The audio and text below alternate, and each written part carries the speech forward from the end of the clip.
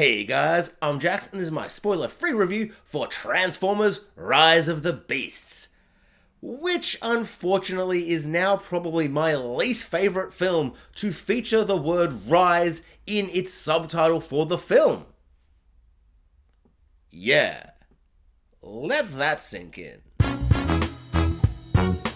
No, sorry, that's too mean. This film is not somehow Palpatine returned levels bad, but this film does the worst thing a film about robots that transform into cars and punch each other can do. It is boring.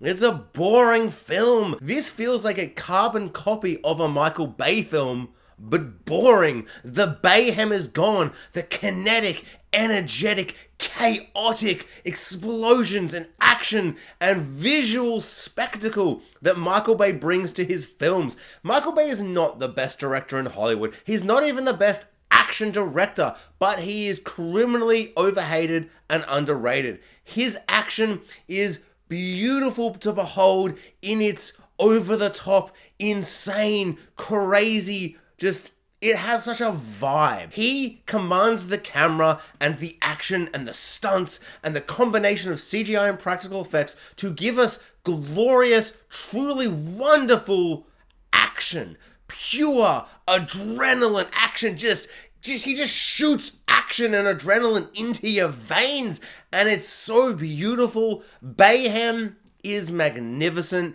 and it is sorely lacking in this film. And it feels like it's trying to imitate it or do its best version of that. This isn't a Transformers film in which you go, oh wow, oh this is such a fresh, unique take. We still have cars driving down highways and then they transform into a transformer and then they transform back into a car and there's explosions and rockets and fire and chaos and carnage and action. But it's stale, it's mediocre, it's really bland for the 7th film in the Transformers franchise. I would say this is the worst one on par with 2. 2 is so clearly the worst Transformers film, and this is on the same level, but because it should know better. It should be doing better. This film has no excuse to feel like a Michael Bay film, but bad. At least even in the worst Michael Bay films, there is amazing action, there's really inventive, creative, interesting things visually on the action side. The Transformers themselves are one-dimensional, the dialogue is cringe and awful and unfunny, and the plots are ridiculous and stupid and boring and dumb. That is this film, but the action's bad. The Transformers in this film are one-dimensional and boring and bad, and they suck, and they feel as generic. They look more polished and clean and kind of less janky, metal jaggedy than the Michael Bay Transformers films, but I feel like by the time we got to 4 and 5, they kind of cleaned them up and made them look more distinctive. This, they feel very distinctive and new and fresh, but that's what Bumblebee did. Bumblebee already did this. They're just copying Bumblebee's aesthetic. So that's not really a plus for this film. They're just following the fold of that film. Whereas the action in this film feels like it's trying to imitate Michael Bay, but without any of the Bayhem. And it's no. The plot is exactly the same as every single other plot in every single Michael Bay movie for the Transformers franchise. They've got to get a MacGuffin, to get another MacGuffin, and to stop the main MacGuffin. And unlike it being a cube, or a staff, or a scepter, or a key, or whatever the hell is going on in all those movies, it's all just some kind of thing that does a thing, and it's from space, and someone has tracked it here, and oh, spoilers, it's on Earth. The thing they need to get is on Earth, and this time it's some kind of jagged knife thing. It's golden and it looks like that. It's like a cylinder thing. It doesn't matter. I don't even remember exactly what it was. It is just this thing they need to get, and there's 2 of them. They put it together. It does some kind of Transformers thing, and the bad guys want it, but the good guys can use it for good. It's the same as every single movie. They are all the same. This is exactly the same. The plot is paper thin. It's nonsense. The humans are in it way too much. The Transformers are all like, I am Optimus Prime, and I am stoic and too big to fit in a little door for humans. Let the humans do it! And then the humans go do a thing and run about, and they're boring and uncharismatic and nothing. It's just, it's so shockingly similar to a Michael Bay film, but like without any of the insanity and without any of the huge actors. There's no Stanley Tucci, there's no Anthony Hopkins. We've got no fun side character humans at all. We've just got two humans. One is man human and the other is woman human, and they are both fantastic in other things. Lady woman character, Dominique Fishback, fantastic name. She is the lead in Swarm, and her performance in that show is so upsetting and chilling and disgusting and horrific, and so well played by her. I couldn't finish watching the show. I was so repelled and disgusted by her amazing performance. In this, she's nothing. She's less than nothing. She is so out of place in a big blockbuster Hollywood film. We get no charismatic Shia LaBeouf or Mark Wahlberg in our male lead, and those actors are amazing in so many films, but they really understand how to run around as CGI explodes around them and scream as if a Transformer's holding them in one hand, and then transforms into a car and they're still alive, and they're just like, they know how to do that kind of acting. This guy, whose name escapes me, and I could Google it, but I will not. He was in Hamilton. Hamilton's amazing. He's amazing. He's out of his league in this movie.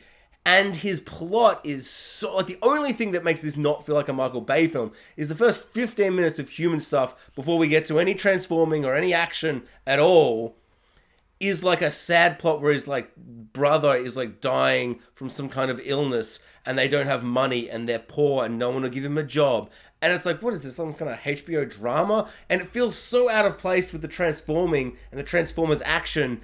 And it's just like so out of place. And it's completely dropped as soon as the action kicks off.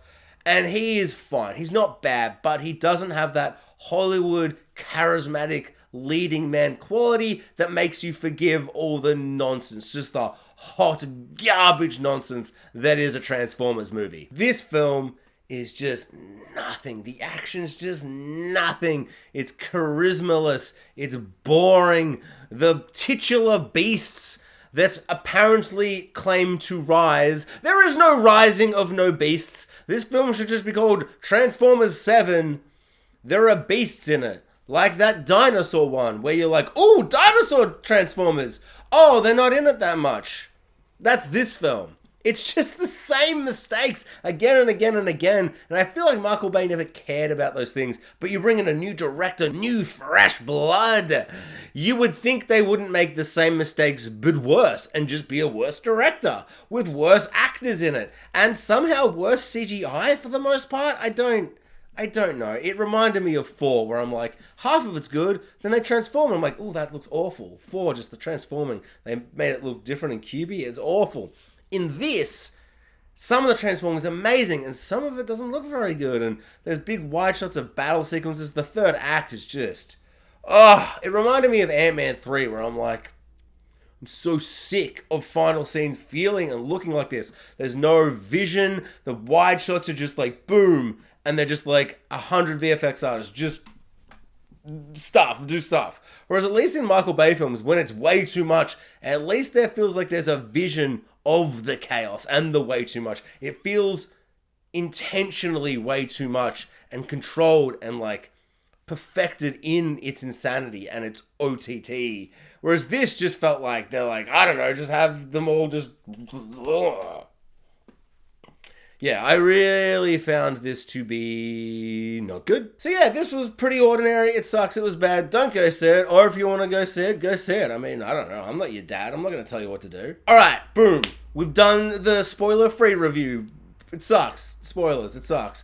But I have to talk about the final moment in this film. It teases a sequel, and it teases something way more crazy. Spoilers, but also it's Transformers. Who cares?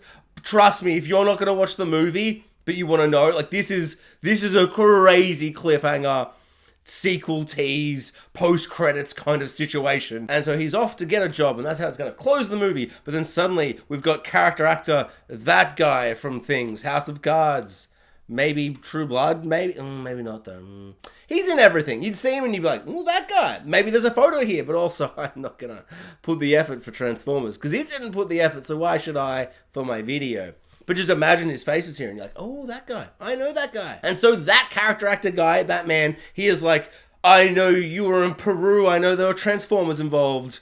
Join the club, baby. And it's like a Nick Fury, come join me kind of thing. He gives him a card. He goes down a CGI thing and there's a CGI plane and the music's all like building, sequel, oh, it's going to be good. And he looks at the card and I'm like, this is really weird. Like, they're really building this like Avengers style. Like, we're going to have a big sequel. But nothing could have prepared me for the fact that the Transformers films are going to cross over. I mean, hopefully this film does well enough that they make a sequel, but also no one give you your money to this. It's not worth it. They should have made a better movie.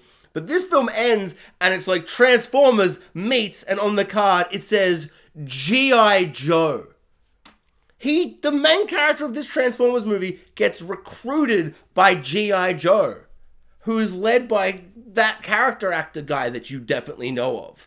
It's crazy. G.I. Joe meets Transformers. Transformers 8, G.I. Joe 3.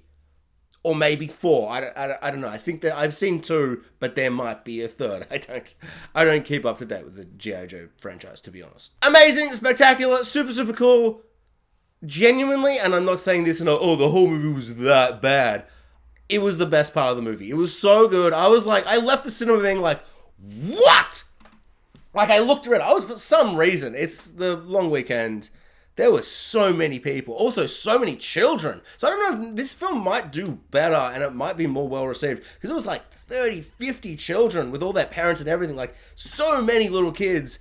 And there was no one talking or screaming or yelling. So I don't know if they were super captivated or if they all fell asleep.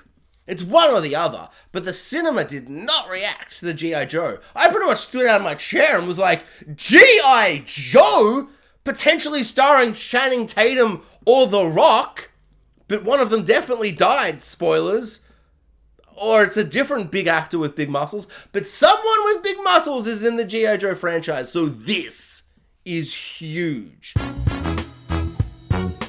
Thanks for watching, guys. Like, subscribe, hit the notification bell, and comment below. I would love to know what everyone thought of Transformers 7: Rise of the Beasts.